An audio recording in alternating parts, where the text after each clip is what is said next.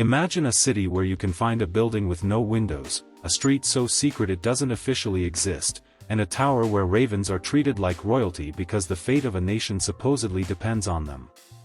No, this isn't a movie set, it's London. And beneath the surface of its royal guards and red buses lies a city full of wild, weird, and downright hilarious secrets. Let's dive into the stranger side of London.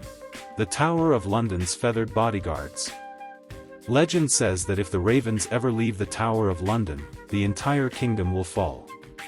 So what does London do? They keep at least 6 ravens on site at all times. These birds have names, official jobs, and even ranks.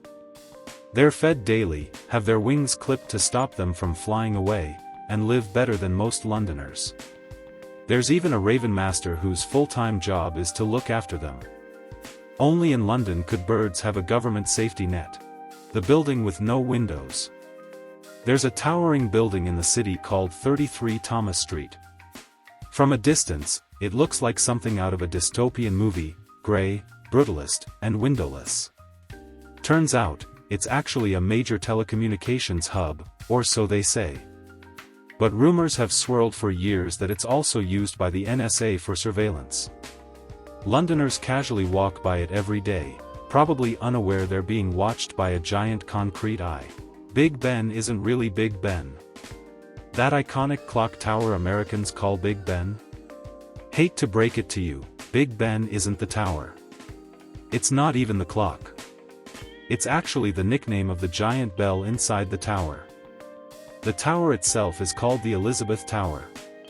So next time you're looking at pictures of London, just know everyone's been getting the name wrong this whole time. Classic London, elegant on the outside, secretly trolling us all. The Queen had a secret McDonald's. What do you do when you're royalty but still crave fries? You buy a McDonald's, of course. The Crown Estate, which manages property owned by the monarchy, once owned a fully operational McDonald's in Banbury Gate. That's right, the Queen technically had her own Mickey D's. Imagine getting a Big Mac and knowing it might have technically belonged to royalty. Only in Britain can fast food be part of the monarchy. There's a street that doesn't exist. London has a street that you won't find on any regular map. It's called Clenham Street, and for a while, it was completely unmarked. No signs, no maps, nothing. It's been used by spies, secret agents, and maybe even real-life James Bonds. Some say the British government deliberately kept it hidden for intelligence purposes. Others think it's just a weird urban planning error. Either way, it's like something straight out of a spy thriller. London has more Indian restaurants than Mumbai. Craving a spicy curry? You're actually better off in London. Shockingly, London has more Indian restaurants than some major Indian cities, including Mumbai. Chicken tikka masala is basically the unofficial national dish. Some of the best Indian food in the world? Found in a city 4,000 miles away from India. Who would have guessed? The black cab test is basically a superpower. London's black cab drivers don't just drive, they're walking GPS systems. To get a cab license, they have to pass something called the Knowledge, a test that requires memorizing over 25,000 streets and 20,000 landmarks, without a map. It takes years to prepare. Neuroscientists have even studied these drivers' brains and found their hippocampus, the memory center, is literally larger than average. So if your Uber driver in LA ever gets lost using GPS, just remember, somewhere in London, there's a cabbie who could have gotten you there blindfolded. London's smallest police station. Near Trafalgar Square, hidden inside what looks like an ordinary lamp post, is the tiniest police station in the UK.